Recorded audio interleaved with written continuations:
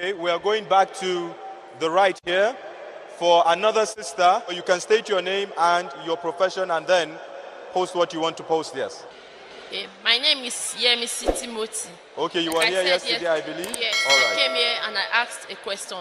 And I was convinced with what the doctor said yesterday. On getting home, I asked some of my guardians about it. I was like, okay, there are some portion of the Bible that the states, in short, from Genesis to Revelation of the Bible, the way the women dress, everything about them was perfect with the way the Islam women dress also.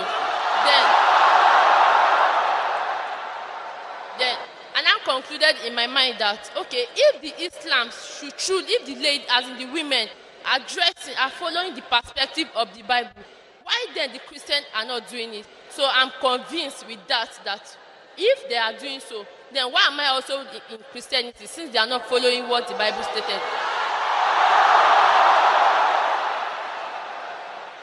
So what I was now scared of that yesterday, I was like, okay, sir, if I should convert to Muslim, the fact is that I'm a novice in it. I don't know anything about it. Where will I start from? They now made me to understand that that is not a problem if I should convert. So I've decided to convert to an Islam. May Allah reward you, sister, and may Allah bless you that you asked so many questions yesterday and now you have got convinced about Islam and about the dress code of the women. MashaAllah. Sister, do you believe there is one God? Yes, I do.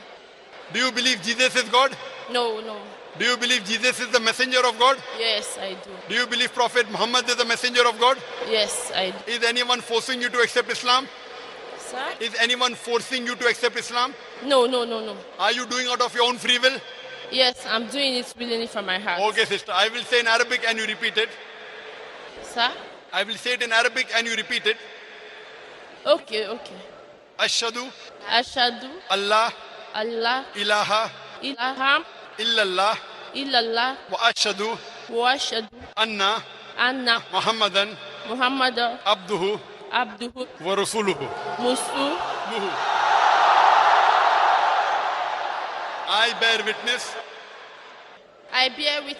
that there is no God but Allah and Prophet Muhammad is the messenger and servant of Allah. MashaAllah, sister, you have become a Muslim and may Allah grant you Jannah.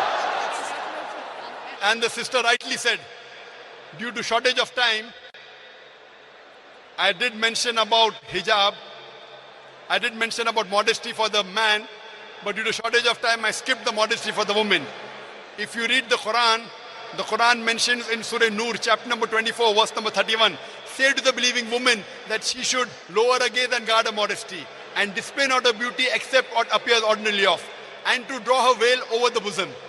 There are basically 6 criteria for hijab. The first is the extent. For the man, it's from the navel to the knee. For the woman, the complete body should be covered. The only part that can be seen are the face and the hands up to the wrist. The remaining 5 criteria are the same for the man and the woman. The clothes they wear, it should not be tight so that it reveals the figure. Third, it should not be transparent or translucent so that you can see through. Fourth, it should not be so glamorous so that it attracts the opposite sex. Fifth, it should not resemble that of the unbeliever. And sixth, it should not resemble that of the opposite sex. And this is exactly what the Bible says. And the sister rightly said, if you read the book of Deuteronomy, chapter number 22, verse number 5, it says, the woman shall not wear clothes that which pertain to a man, and neither should the men wear clothes of the woman. Anyone who do that are doing an abomination. It's mentioned in the 1 Timothy, chapter number 2, verse number 9. The woman should be dressed up with modesty, with shamefacedness and sobriety. They should not be dressed up with costly array, with gold, with pearls, and with broided hair. And it's further mentioned in the 1 Corinthians, chapter number 11, verse number 5 to 6. The woman who prays and uncovereth her hair, she dishonors her head. The woman, sister, I'm quoting the Bible. The Bible says in 1 Corinthians, chapter number 11, verse number 6 to 7, the woman that prays and uncovers the head, she dishonors her head. Her head should be shaved off. So according to the Bible, if a woman that does not cover her head and she prays, her head should be shaved off. That means Bible is more strict even than the Quran, whereas head being covered.